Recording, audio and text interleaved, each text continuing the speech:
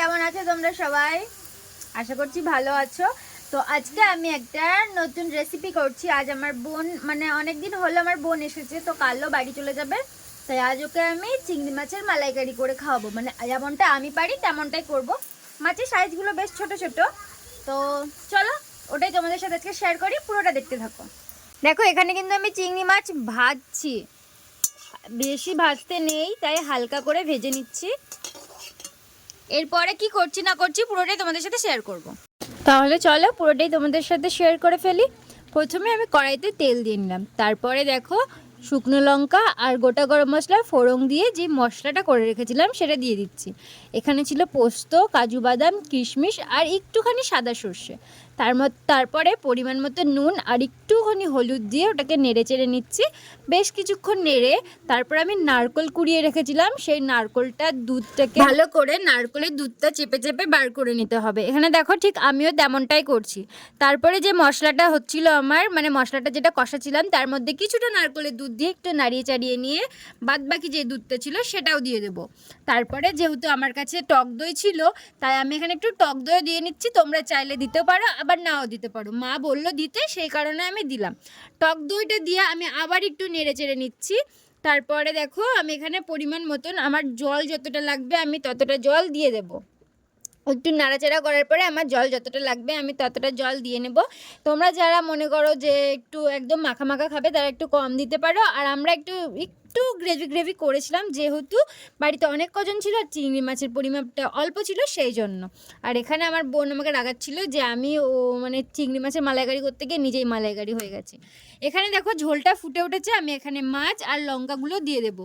আমার বাবা প্রচণ্ড ঝাল খায়, সেই জন্য গোটা গোটা কিছুটা লঙ্কা দিয়ে দিয়েছি। তারপরে দেখো আমি অনেকক্ষণ ঢাকা দিয়ে এখানে রেখে দিয়েছিলাম, ঢাকনা তুলে এখানে একটু সর্ষের তেল দিয়ে আবার ঢেকে দিচ্ছি, যেটা আমি দেখাতে পারিনি। তো আমি খুব একটা রান্না ভালো পারি না, যেমন পারি তেমনটাই করেছি। তোমাদের যদি ভালো লাগে করে খেয়ে দেখতে পারো। তো এখানে আমার বান্ধবীকে দিয়েছিলাম, ও কি বলছে দেখো। কি খাচ্ছেন দিদি? চিংড়ি খাওয়া হয়ে গেছে তাই চিংড়ির খোসা খাচ্ছি। কেমন হয়েছে সেটা বল। এখনো কিছুই হয়নি তাও দিয়ে দিচ্ছি চাকতে। ভালো হয়েছে, আর একটু ভালো হবে। আর একটু ভালো হবে, অর্ধেকটাই আমাকে দিয়ে দিয়েছে। গাইস ওকে কিন্তু এক গামলা দিয়েছিলাম, ও বসে বসে খেয়ে নিল। ও সবটা কিন্তু খেয়ে নিল এই গামলাটায়। দেখতে তো বেলে রান্না করতে গিয়ে কতটা মজা করলাম। তো দেখো এখানে আমার চিংড়ি মাছ পুরো কমপ্লিট হয়ে গেছে। এবার আমি একটু উপর দিয়ে ঘি ছড়িয়ে নেব।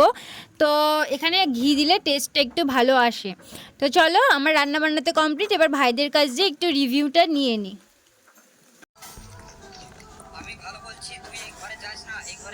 কটা চিংড়ি মাছ দিয়েছে মা তোকে? অনেক কটা। খেয়ে দেখ কেমন হয়েছে, একটু ভাত দিয়ে খেয়ে দেখ, এমনি কি বুঝবি। হেভি হয়েছে। এক লাগছে আমার, মিথ্যা কথা বলবি তুই? ভালো করে খা, খেয়ে বল রান্না কেমন হয়েছে। তোকে আমি সবার মতন ওই রকম মিথ্যা রিভিউ দিতে বলিনি। ভাতটা খা। ভালো হয়েছে। সত্যি? সে বল। হ্যাঁ ভালো হয়েছে। ঠিক আছে, যে মাছটা দিও, একটু মাছটা খাও বাবা, দিয়ে বলবা কেমন হয়েছে। শুধু মাছটা খাবো না শোনো, একটু খেয়ে বলো তো মাছটা কেমন হয়েছে। একটু আগে খাও, খেয়ে বলো ভালো হয়েছে বাবা। সত্যি? কি দিয়ে খাচ্ছিস? চিংড়ি মাছ। এইটুকু মেখেছিস কেন? বাটিতে রয়েছে তো। কেমন লাগছে বল। খুবই সুন্দর হয়েছে, ভালো লাগছে। সত্যি না মিথ্যা আমার মনে রাখার জন্য বলছিস? সত্যি বলছি, একটু লবণ কম হয়েছে কিন্তু সুন্দর হয়েছে। এরপরে তাহলে লবণ বেশি দিয়ে বানাবো তোর জন্য। ঠিক আছে।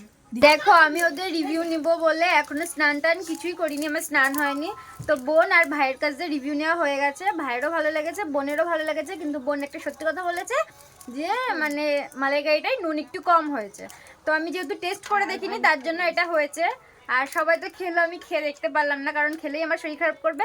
এখনো একজনের কাছে রিভিউ নেওয়ার আছে। আমার বাবা খুব খুঁতখুঁতে, কারণ আমার বাবা নিজেই রাঁধুনি। তো দেখবো বাবার আমার হাতে রান্না কেমন লাগে। বাবা একটু ঝাল ঝাল খেতে পছন্দ করে, সেই জন্য গোটা অনেকগুলো মানে লঙ্কা দেওয়া আছে। তো বলবো আগে ডলে নিতে। তো বাবা কি রিভিউ দিচ্ছে সেটাও তোমাদের সাথে শেয়ার করবো। তো এখনকার জন্য টাটা।